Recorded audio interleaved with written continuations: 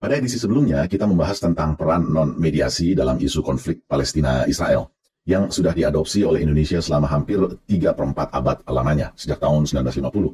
Nah, sekarang kita akan membahas tentang peran mediasi. Sudah ada daftar panjang berbagai mediasi dilakukan, antara lain Camp David Accords itu tahun 1978, juga Madrid Conference tahun 1991, dan seterusnya. Panjang sekali daftarnya, sampai yang terakhir adalah Abraham Accords tahun 2020. Itu semua adalah contoh-contoh nyata peran mediasi yang Perdana Menteri Muhammad Stayeh tidak ingin Indonesia lakukan.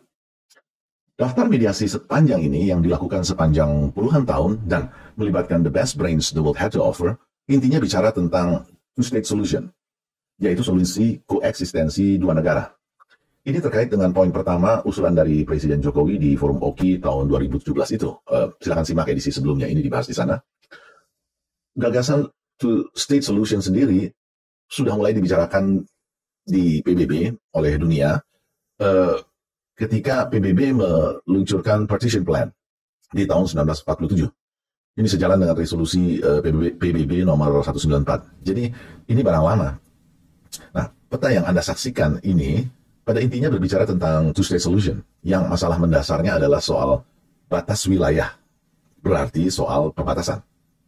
Anda lihat, perubahan wilayah sejak 1947 sampai hari ini, present day, jelas pihak Palestina belum bisa menerima perbatasan versi peta ini. Perdana Menteri Stayeh ingin Palestina kembali ke peta pra-1967. Lepas dari luasnya ketidakpuasan di balik perubahan-perubahan peta ini, faktanya apa yang memungkinkan peta ini berubah hanyalah jalan mediasi, bukan non-mediasi seperti yang dianut Indonesia selama ini. Per hari ini, berbagai mediasi itu memang masih jauh dari sempurna.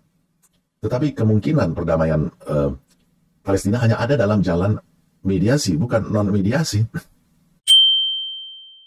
Dan hal inilah yang dilihat oleh Gus Dur. Tujuan Gus Dur adalah agar paragraf pertama Mukadimah UUD 1945 bisa diwujudkan, yaitu menghilangkan penjajahan atas bangsa Palestina. Diplomasi non-mediasi Indonesia selama ini juga mengklaim tujuan yang sama, dan masih meyakini sampai hari ini bahwa politik himbauan, usulan kecaman melalui forum multilateral adalah jalan terbaik. Tidak ada alternatif, sudah hampir 3/4 abad lamanya.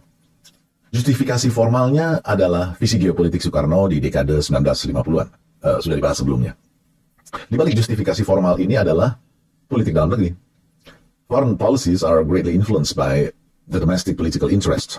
Ini dalil politik negara manapun, dalil politik luar negeri negara manapun. Pemerintahan yang dihasilkan dari pemilu inilah yang menentukan. Pertanyaannya sekarang, apakah Indonesia bisa terlibat langsung dalam model-model mediasi semacam ini? Tidak bisa. Karena posisi diplomatik Indonesia dengan para pihak yang terkait dengan konfliknya itu adalah asimetris, bukan simetris. Indonesia hanya bisa berkomunikasi dengan pihak Palestina, tapi tidak dengan pihak Israel, karena tidak punya hubungan diplomatik. Saya cerita sedikit ya. Sebelum keberangkatan saya tahun 2002 untuk suatu tugas belajar ke Israel, Gus Dur itu memberikan briefing begini. Segitiga itu perlu 3 titik yang membentuk 3 sudut. Kalau hanya bertumpu pada 2 titik, itu namanya garis. Ini kondisi asimetris. Nah, untuk bisa berdiri di atas 2 sudut di bawah Palestina dan Israel, Indonesia harus memiliki hubungan diplomatik dengan keduanya. Ini namanya kondisi simetris. Inti dibalik konsep two-state solution, satu solusi dua negara, itu tadi sudah disebut soal perbatasan.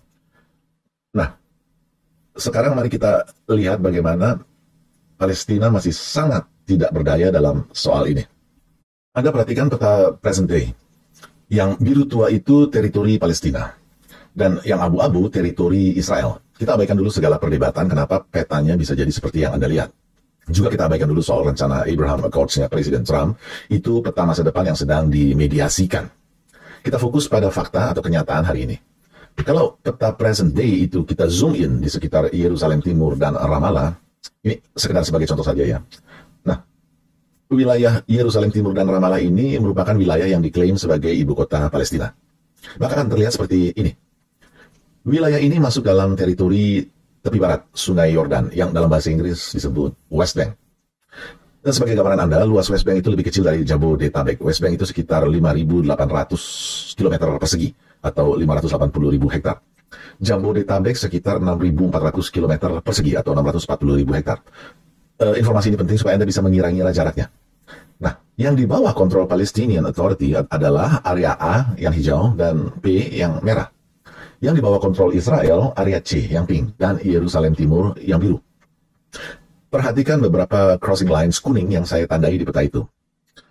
Crossing lines kuning itu mau menggambarkan mobilitas sosial orang Palestina dari wilayah tempat tinggalnya menuju ke wilayah Palestina lainnya untuk berbagai urusan, tempat kerja, pasar, sekolah, rumah sakit, dan sebagainya. Namun, mereka harus melewati wilayah Israel. Jadi, dari area B ke area B lainnya via area C. Selanjutnya, perhatikan dua foto berikut. Foto pertama menggambarkan orang-orang Palestina harus bongkar barang dagangan mereka oleh karena diterapkan roadblock oleh Israel, di mana mereka tidak boleh menggunakan kendaraan, harus on foot, jalan kaki, untuk menyeberangkan dan memuatkan barang-barang itu pada truk lain yang telah menunggu di seberang. Foto kedua menggambarkan orang-orang Palestina harus melewati checkpoints atau gardu pemeriksaan untuk melintas di wilayah Israel, padahal mereka mau ke wilayah Palestina lainnya. Nah, Anda sekarang sudah paham hubungan antara kedua foto terakhir dengan crossing lines warna kuning yang saya gambarkan di peta itu. Bayangkan begini, Anda di Jakarta sehari-hari bekerja di bilangan Sudirman Tamrin, anggap area B, tinggalnya di Cinere, anggap area B juga.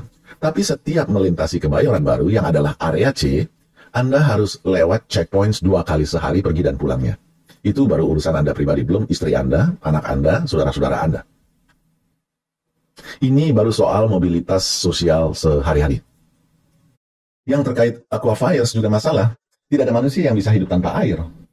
40% dari kebutuhan air Israel sekarang ini disuplai dari wilayah tepi barat, West Bank. Alam Palestina itu tidak seperti di Indonesia, yang kolam susu, kata Kus Plus. Kalau kita coblos, ya hampir pasti tanahnya, hampir pasti keluar airnya. Ada 3 aquifers utama di West Bank. Yarkon Taninim Aquifer, lalu Gilbo Bet Shon Aquifer, dan East Aquifer. Dalam perjanjian Oslo II tahun 1995, Israel itu dapat jatah air 4 kali lipat daripada jatah air Palestina, atau ekuivalen dengan 80% dari Joint Aquifer Resources, jadi dari totalnya. Tetapi 94% dari kedua aquifers yang di sebelah barat, tadi kan ada yang east ya, itu dialokasikan untuk Israel sepenuhnya. Ini hasil mediasi. Ingat, topik kita sekarang soal mediasi. Masalah lain soal energi listrik. Israel Electric Corporation atau IEC itu menyuplai 95% kebutuhan listrik di West Bank. Hanya sekitar 5% saja yang disuplai oleh Jordan Electric Power Company. Itu pun hanya ke wilayah Jericho. Ini dulu yang disebut-sebut sebagai ibu kota Palestina. Palestinian Electricity Transmission Company yang punya Palestina sekarang menjadi sole buyer, pembeli satu-satunya, tunggal. Yang 2 tadi, yang Israel dan Jordan itu supplier. Nah, dari sini saja Anda sudah bisa lihat. Nah, listrik dari IEC ini dibeli oleh perusahaan listrik Palestina ini dan mendistribusikannya ke wilayah-wilayah Palestina yang area B. Jaringan distribusinya pasti melintasi area C milik Israel juga kan? Listriknya masih pakai bahan bakar fosil, entah batu bara, entah minyak bumi. Impornya dikuasai siapa? Masuknya melalui pelabuhan milik siapa? Memang di jalur Gaza yang milik Israel itu ada pelabuhan. Tapi sudah sejak tahun 2007, Israel itu menerapkan blokade di perairan Gaza.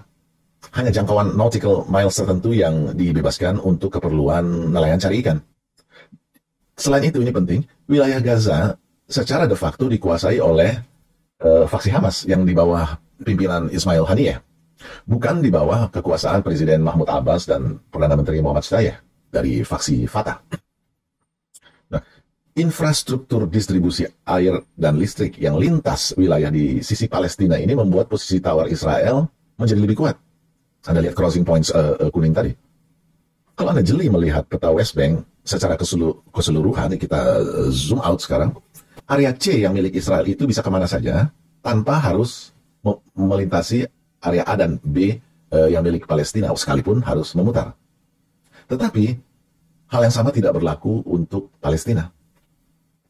Kita mau biarkan bangsa Palestina hidup seperti yang barusan saya gambarkan, melalui politik himbauan, usulan, kecaman, melalui forum multilateral seperti yang selama ini diadopsi Indonesia.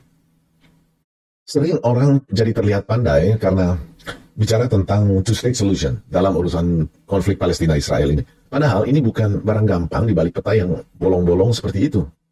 Itu sebabnya Indonesia di tahun 1957 mengeluarkan deklarasi Juanda, supaya perairan kita yang memisahkan daratan itu tidak menjadi faktor yang membuat peta kedaulatan kita bolong-bolong.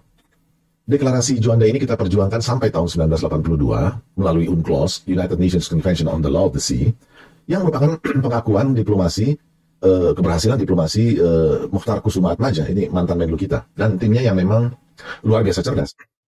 Dalam kacamata hukum internasional, wilayah Palestina itu diistilahkan dengan non-contiguous territory, teritori yang tidak berdekatan atau berdampingan satu sama lainnya, padahal di daratan. Wilayah Indonesia, sekalipun dipisahkan oleh laut, tapi merupakan satu kesatuan di mata hukum internasional atau yang disebut dengan contiguous territory, berdampingan, berdekatan. Gus Dur melihat Indonesia bisa memberikan sumbangsih pengalaman panjang diplomasinya untuk mempersatukan kedaulatan wilayahnya dari tahun 57 sampai 82 ke dalam proses perdamaian di Palestina kalau kita mengambil pendekatan mediasi. Dan hal inilah yang membuat Gus Dur dulu ingin Indonesia membuka hubungan diplomatik dengan Israel supaya dalam mediasi kita bisa membela kepentingan Palestina, bisa berkontribusi lebih konkret dalam proses perdamaian di Timur Tengah. Gus Dur menyimpulkan briefingnya kepada saya begini. Pertama, ini soal mewujudkan Mukadimah UUD 1945, paragraf pertama, yang pada intinya penjajahan di atas muka bumi harus dihapuskan, karena tidak sesuai dengan peri kemanusiaan dan peri keadilan. Kedua, ini adalah soal cara bagaimana menghilangkan penjajahan atas bangsa Palestina ini. Bagi Gus Dur, Indonesia perlu melakukan terobosan dengan mengambil peran mediasi, meninggalkan peran non-mediasi yang sudah sejak tahun 1950 kita adopsi, yang konkretnya adalah politik himbauan, usulan, kecaman melalui forum multilateral. Ketiga, Indonesia punya pengalaman diplomasi kedaulatan wilayahnya melalui UNCLOS tadi itu, yang dimulai sejak tahun 57 sampai berhasil di tahun 1982. Keempat, ini poin menarik menurut saya, terkait peran mediasinya seperti apa. Poin keempat Gus Dur inilah yang membuka mata saya betapa strategisnya langkah-langkah yang akan diambil oleh beliau dulu itu. Pada tahun 2002, apa yang sekarang dikenal sebagai The Quartet on the Middle East, ini sering dipendekkan menjadi The Quartet saja, yang terdiri dari 4 aktor utama penjaga perdamaian di Timur Tengah, khususnya dalam isu Palestina-Israel ini, baru diformalkan di Madrid, Spanyol. The Quartet ini terdiri dari PBB, Amerika Serikat, Uni Eropa, dan Rusia. Namun sekalipun tidak diformalkan di Spanyol itu pun, mereka ini tetaplah aktor utama yang menentukan jalannya mediasi perdamaian di Timur Tengah. Dengan kata lain, Gus Dur melihat siapa aktor utamanya, atau siapa bandar politiknya. Nah, Gus Dur ingin The Quartet ini, 4 sekawan ini, diubah menjadi The Quintet, 5 sekawan, dengan menambahkan entitas yang merepresentasikan dunia Islam. Indonesia sebagai negara dengan populasi umat Islam terbesar di dunia, tentu saja bisa menjadi negosiator dalam mencapai tujuan ini. Selain itu, Anda tahu organisasi massa ormas Islam terbesar di dunia itu siapa? Nahdlatul Ulama, NU. Simpatisan NU ini baik yang Muslim maupun yang bukan Muslim tersebar di seluruh dunia. Saya tidak salah ngomong, baik yang Muslim maupun yang bukan Muslim. Saya Katolik dan saya simpatisan NU. Gus Dur bilang, kalau kamu bisa melakukan hal yang baik untuk semua orang, orang tidak tanya apa agamamu. Nah, modal lainnya adalah Gus Dur tahu persis Indonesia itu punya pengaruh besar di Forum Oki dan GNB. Kedua organisasi besar dunia ini bisa mendukung gagasan Indonesia, sebutlah Indonesian Initiative, untuk memasukkan aktor kelima yang mengubah The Quartet tadi menjadi The Quintet. Kalau The Quintet ini berhasil diwujudkan, maka mediasi tidak adil di sisi Palestina yang barusan saya gambarkan itu bisa setidaknya diminimalisasi, bila bukan diseimbangkan. Ya, namanya negosiasi dalam suatu diplomasi itu perlu give and take dan tentu perlu waktu. Penutup, beranikah para capres kita nanti, siapapun dia, yang namanya didaftarkan ke KPU antara Oktober-November 2023, kalau yang sekarang belum resmi, karena belum didaftarkan, Beranikah mereka mengubah jalan diplomasi Indonesia dalam isu konflik Palestina-Israel ini untuk mewujudkan amanat Mukadimah UUD 1945 paragraf pertama? Beranikah mereka menciptakan perdamaian di Palestina dengan cara baru, bukan cara yang sekarang yang usianya sudah hampir 3/4 abad? Kita ketemu lagi di edisi AI berikutnya. Tanah airku tidak kulupakan, kan